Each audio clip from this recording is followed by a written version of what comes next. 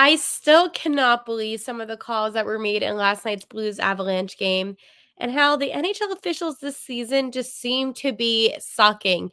It has been an ongoing issue. I am visibly frustrated. I'm sure you're frustrated too, as an NHL fan, as a St. Louis Blues fan, as a consumer of the game, and something needs to be done. I'm going to talk more about this coming up here on Locked On Blues. You're Locked On Blues, your daily podcast on the St. Louis Blues.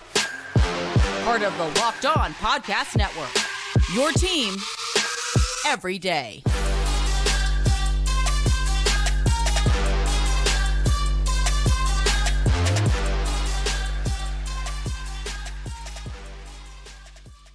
And welcome back to Locked On Blues. I am your host of Locked On Blues, Haley Taylor Simon, talking to you all things about our St. Louis Blues here on the Locked On Podcast Network, your team every day.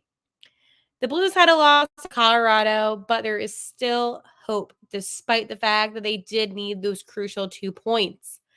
NHL officials suck, a rant that I have for you. And then looking ahead to Ottawa tomorrow night, a lot to digest in today's episode. And a lot to talk about just with the NHL in general, because trust me when I say this, there is a lot to talk about. Before I go deeper into things, I want to let you know that today's episode is brought to you by Game Time. Download the Game Time app, create an account, and use code LOCKEDON for $20 off your first purchase. Hello, how are you? And again, welcome back to Locked On Blues. I am your host of Locked On Blues, Haley Taylor Simon. And this is probably the earliest I have filmed an episode in quite a while, but not a lot going on tonight. No hockey tonight, a quiet Wednesday night around hockey land. So it is nice because now I'm able to really talk about the game last night, what went wrong for St. Louis, what went right for St. Louis, but most importantly, the most vital thing is these refs. I cannot fathom that loss happened the way that it did last night. If you don't know, the Blues lost to the Colorado Avalanche with a score of 4-3. It was an ugly game. And it's ugly due to the fact that the Blues didn't show up the second half, but I will talk more about that. There is obviously a lot that we can break down in terms of what actually went wrong, what went right, but I think overall there is a lot of positives to talk about the future of the St. Louis Blues, and that's why I said, we still have hope, and hope is there because, the season isn't done yet. So I think most importantly, and one thing that I do want to address about this game was that I was really proud of how resilient the Blues were despite the fact that it was a loss. I think last night, the St. Louis Blues, they were facing a really challenging team within the Avalanche. And I'm not going to make excuses. And I'm not going to say, yeah, well, it's okay because it's Colorado. No, at the end of the day, it still was a loss. And they still could have played better in that in that third period where they let up that fourth goal. So not so fond of that whatsoever at all. Braden Shen said, guys played hard, guys competed, guys battled. That's a good team over there. There's a lot of firepower, a lot of skill right there. And unfortunately, to not come away with at least 1 point tonight. And I think that's also really important to note about the fact that they really did need those points. Now, another point that I have is about an awful, awful penalty that was called on Jordan Kyrou. And I'm going to talk more about the NHL officials this season. But Drew Bannister said, he's the head coach of the St. Louis Blues, it was a penalty. It's a bad penalty. It's a penalty you can't take at that time of the game. It's a penalty that shouldn't have been called, to be honest, Mr. Bannister. But all right, I guess, it is what it is in his terms. Now, you see, when the refs made a bad decision like that, the officials, we'll get the football in my head. That's when you challenge it. That's when you say, this doesn't add up. So for those that don't know, Kyrou was called for tripping, and this was in the second period, which is how Colorado was able to equalize the game 3-3 since the Blues did have a 3-2 lead at one point. You challenge that. Oh my goodness. When you're a coach of a team And at this point in the season, you need every single point possible to contend for a playoff spot. You coach. You make decisions behind the bench. You're a bench boss for a reason, right? And I just didn't see that aggressiveness from Bannister last night. And everyone's like, "Oh, he's calm, cool, and collected." While I understand that, I don't care. I don't care if you think, yeah, he's the most calm, cool, and collected player. I don't care. I don't care. I think that there is a lot that you could criticize about Bannister, and I can say this, is that it just doesn't seem to me like he's being aggressive. He's not making aggressive decisions.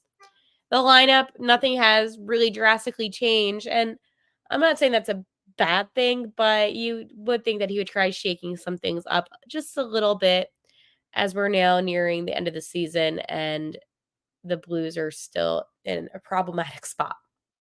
So, when I say that there is hope, I just wanted to let you know about some good news with our future. Obviously, I'm not going to dive too heavy into our prospects, but today, our GM, Doug Armstrong, who I'm kind of upset with, basically stated that Lindstein, who we drafted in this previous draft, he was 29th overall, has a 3-year entry-level contract. So Theo, obviously excited him coming over here. Just so you can know, just a little background information.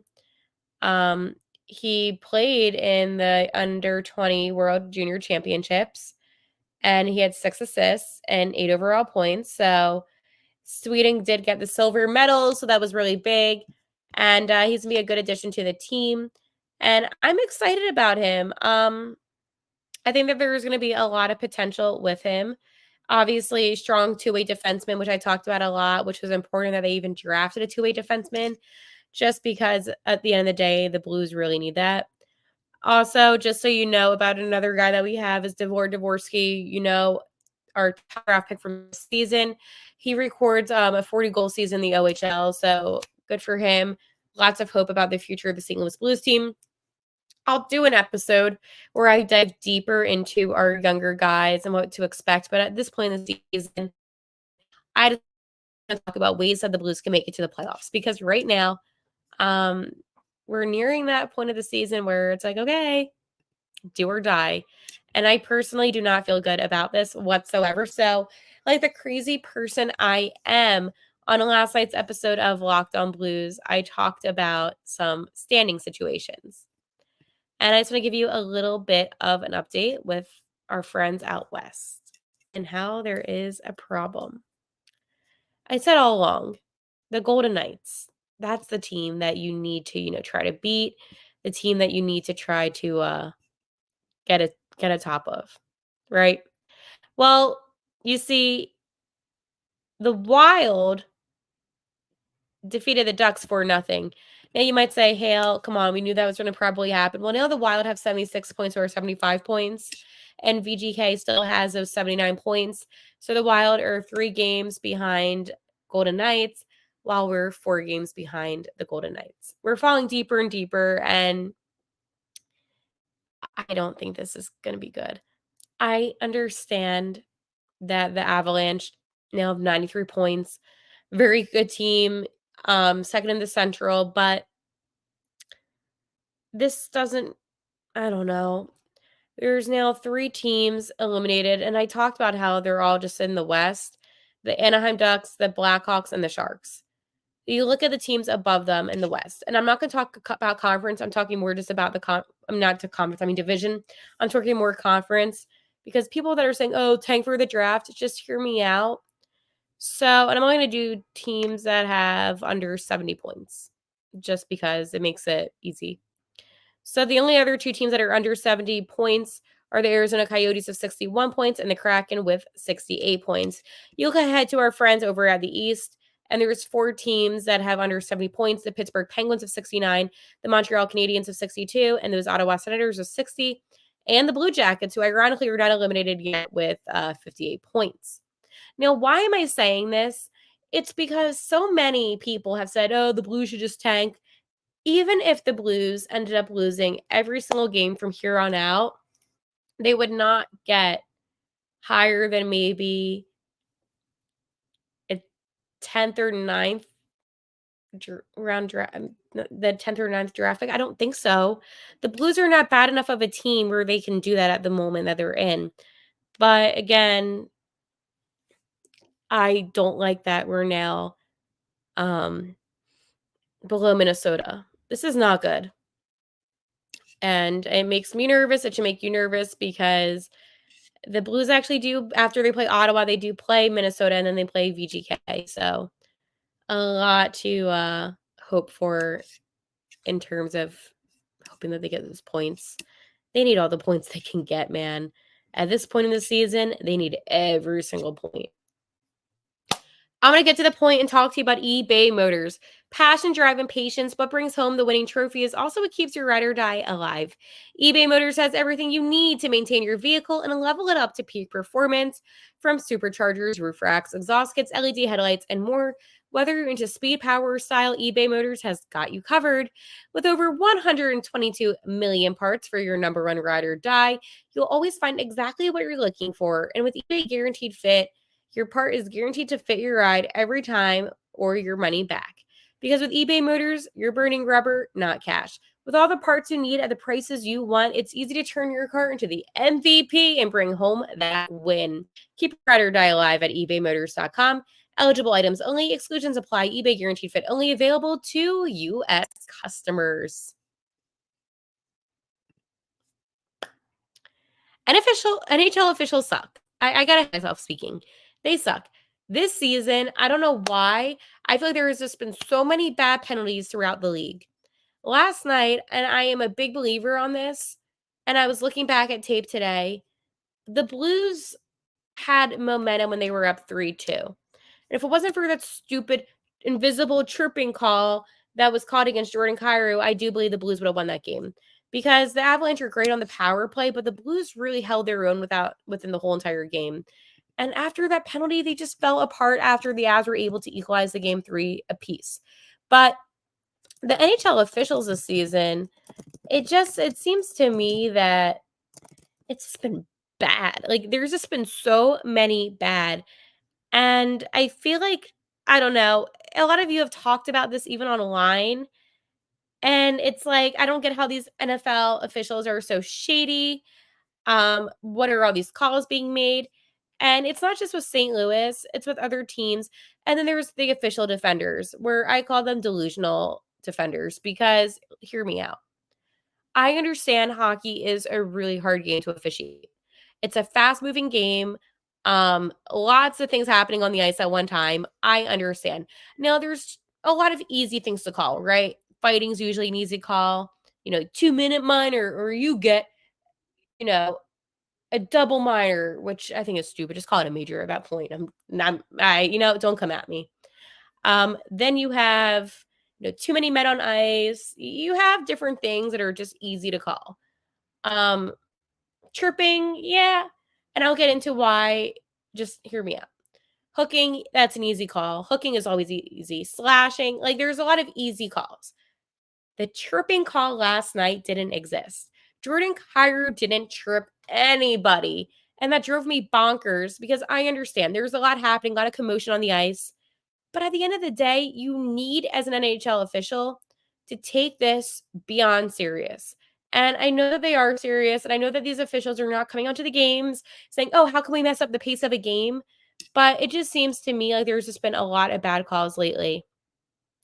There's been a lot of, well, let me say it like this.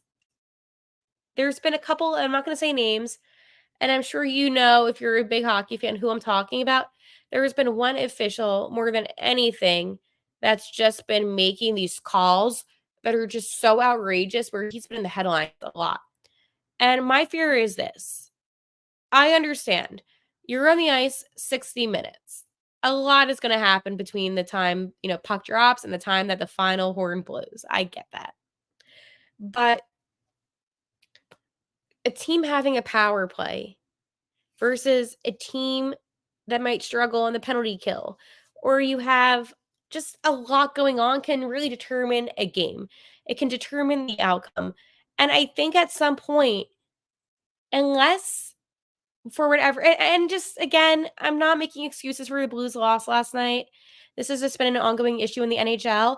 And unless there's like a specific, very specific call that you want to make with not a lot of proof, not a lot of evidence, not something that you're going to review, then don't make it. Let these guys play.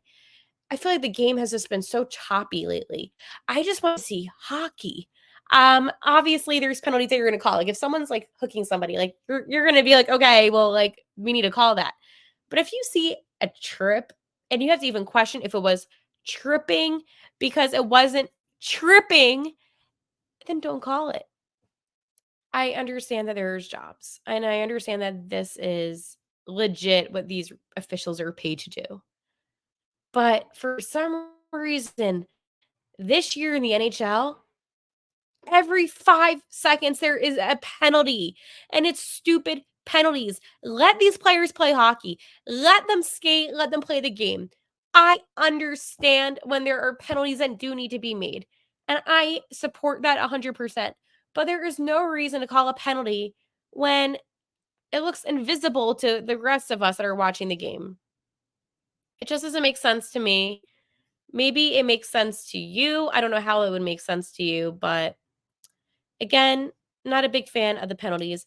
I do want to let you know about Game Time. You shouldn't have to worry when you're buying tickets to your next big event.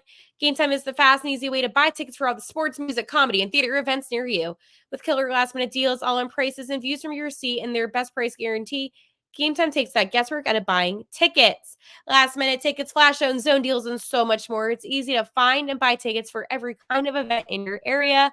You get views from all around the arena, so you know where you're going to be at or the venue. I personally, listen, I only buy like Game Time tickets for like sporting events, but if you want concerts, you can do that too. And they're always obsessed with helping you save money, so they have in the best deals. And you can also do a setting on Game Time, which I just found out, where you can actually see the total price of the ticket with like taxes and fees and all that. So take the guesswork out of buying tickets with Game Time. Download the Game Time app, create an account, and use code LOCKED ON for $20 off your first purchase. Terms apply. Again, create an account and redeem code LOCKED ON, LOCKEDON, for $20 off. Download Game Time today. Last minute tickets, lowest prices guaranteed. All right, so I have been playing this video clip of Jordan and Kyrou talking about the significance of them playing hard for the playoffs. And again, this has been my talking point this week. Next week, as I said, I'll talk about Jordan Binghamton and what he had to say. But the reason why I'm talking about this is because I want to reiterate to you how important these players truly know and feel how these next couple games and weeks will be. I'm going to cut it off before he talks about the games that they had up east since that already ended. But just hear from Jordan Kyrou and what he had to say. So this season, I would say this is a pretty good season for you. How do you feel like it's going thus far with, heading towards the end? I mean, I think we're in a pretty good spot right now. These are exciting times. We're right there in the playoff race, right? We're a couple points out, so we got a couple big games ahead of us here. You have a big, trip. Okay, so he said it best. We're in the playoff race. We have a couple big games ahead of us, and you got to play hard. That's why you need to beat Ottawa. Ottawa, you should beat. The Senators are not that good of a team, and St. Louis needs every point possible. Okay, and this is the whole problem here, is that you're going to be playing against a very competitive Senators team. And when I say competitive, I'm not saying that they're extremely talented, but you do have, a Kyrou. You have guys on the team that do have good talent, and you cannot look at this game and say, oh, this is an easy win. It should be an easy win. But with the St. Louis Blues, nothing is easy. They're the same team that lost against the San Jose Sharks. They're the same team that struggled tremendously against the Arizona Coyotes. They're the same team that lets down multiple goal leads within like 5 minutes. Yeah, I'm still very salty about that Islanders game. So it is important to know that this is a time where they need every point. I don't know how much I can articulate that. As your host of Locked On Blues, I am frustrated. But again, I'm going to try to be positive because I don't want to not enjoy these next couple weeks of hockey. I hate that the season is going to come to an end.